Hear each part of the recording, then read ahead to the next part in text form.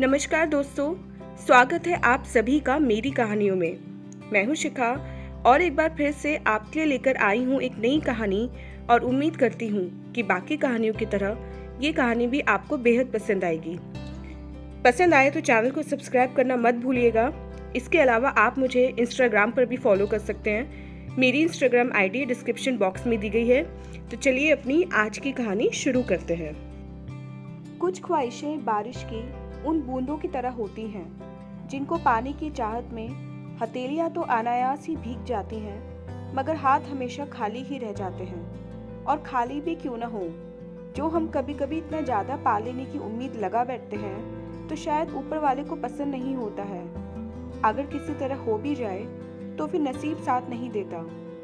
कुछ इसी तरह की ख्वाहिशें अपने मन में पाल बैठी संजना भी आज अपने नसीब को बहुत ज़्यादा ही कोस रही थी। काश उसने उस दिन अपने माँ बाप की बात को मान लिया होता और विकास से इतनी ज़्यादा उम्मीदें ना की होती। आंखों से टपकते हुए आंसू कोमल गालों से बहकर उसके आंचल को बरबस ही गीला कर रहे थे, जो शायद रुकने का नाम ही नहीं ले रहे थे। रात का समय, रेलगाड़ी का एसी कंपार्टमेंट, लोअर बर्थ पर बैठी संजना शीशे की खिड़की पर अपनी बाहों का सहारा लिए बाहर के नज़ारों को अपनी पानी भरी आंखों से निहार रही थी। अमावस्या की काली रात उसे और भी काली लग रही थी। संजना के मन में बार बार एक ही बात उठ रही थी कि क्या ये वही विकास था जो उसे 3 साल पहले मिला था। संजना और विकास पहली बार यूनिवर्सिटी के एक प्रोग्राम में मिले थे।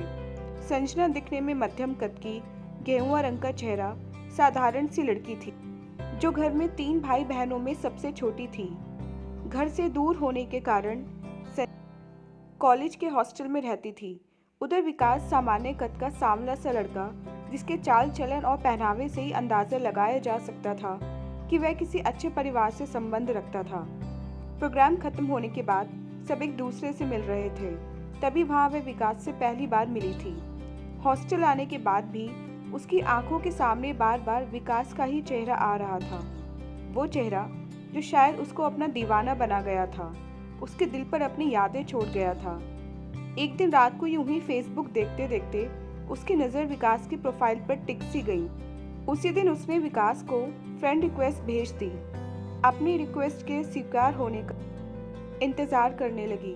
संयोगवश उसी समय विकास ने उसकी रिक्वेस्ट एक्सेप्ट कर ली। थोड़ी देर दोनों की बातचीत हुई और फिर वो दोनों एक दूसरे को गुड नाइट बोलकर सो गए।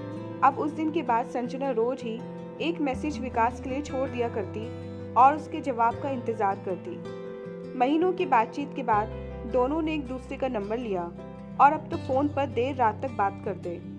दोनों अपनी अपनी क्लास खत्म होने के बाद कॉलेज के ही पार्क में मिलते और ढेर सारी बातें करते। दोनों एक दूसरे के करीब आने लगे थे, एक दूसरे से प्यार भी करने लगे थे, लेकिन बोलने से दोनों ही डरते थे। संजना चाहती थी कि विकास उसे पहले प्रपोज करे। कुछ ही दिनों बाद विकास ने उसके सामने अपने प्यार का इजहार कर ही दिया। संजना उस दिन बहुत खुश थी, और होती भी क्यों ना। जिसे वो कब से अपना मान रही थी, आज वो आखिरकार उसका हो गया था। विकास की गोद में सर डाले उसके चेहरे को निहारते हुए उन हसीन पलों का आनंद ले रही थी। विकास आज इतने दिनों बाद उसको ध्यान से देख रहा था। झील सी प्यारी आंखें जिनमें वो शायद खुद को देख पा रहा था, कितनी सुंदर लग रही थी। हल्के गुलाबी होठ जैसे गुलाब की अधखुली पंखुड़ी जैसे लग रहे थे। नाक में पहनी छोटी सी नथिया उसके चेहरे की सुंदरता को कहीं ज्यादा ही बढ़ा रही थी। ऊपर से वो हल्के काले रेशमी बाल जो हवा के झोंकों से बार बार चेहरे को ढकने की कोशिश कर रहे थे। संजना के बालों में उंगली फिराते हुए विकास कभी उसकी आंखों को चूमता तो कभी उसके कोमल पतले हाथों को, और जब भी संजना के गालों को चूमने की कोशिश करता तो वो बाल उसके होठों से पहले ही दस्तक दे देते थे। लेकिन आखिर ये होता भी तो कब तक। आखिरकार बालों को हार माननी ही पड़ी। धीरे धीरे दोनों का प्यार गहरा होता चला गया, लेकिन दोनों के घर वालों को इस बारे में कुछ भी नहीं पता था।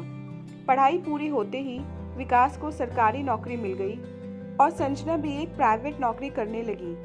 धीरे धीरे दोनों लिव इन में रहने लगे, लेकिन अभी तक भी विकास ने अपने घर में संजना के बारे में कुछ नहीं बताया था, जबकि संजना ने अपने घर में विकास के बारे में ना सिर्फ बताया था बल्कि घर वालों की मर्जी ना होते हुए भी उनको विकास से शादी करने के लिए तैयार किया था। एक साथ रहते रहते संजना और विकास एक दूसरे की कमियां और खूबियां सभी जान गए थे। कुछ न कुछ कमी तो संजना में भी थी, लेकिन विकास में जो कमी थी वह थी उसका शक्की होना। इसी शक की वजह से वह कभी कभी संजना को गलत भी समझ बैठता था। कुछ दिन बाद संजना का प्रमोशन हो गया तो ऑफिस में काम की जिम्मेदारी भी बढ़ गई। इसकी वजह से वे कभी कभी देर से घर आती थी, लेकिन विकास को लगता था कि संजना का ऑफिस में किसी लड़के से चक्कर चल रहा है, इसी वजह से देर से आती है। संजना ने विकास को बहुत समझाया, लेकिन वह मानने को तैयार ही नहीं था। विकास ने तो अपने घर में संजना के बारे में बताया ही नहीं था। ऊपर से शक की वजह से अब वह उसे दूरियां बनाने की कोशिश करने लगा। संजना से अब उसे नफरत सी होने लगी थी। उससे शादी तो दूर की बात थी। किसी ने सच ही कहा है कि जिंदगी में किसी भी इंसान को खुद का आदी कभी मत होने देना, क्योंकि वह इंसान बड़ा ही खुदगर्ज होता है।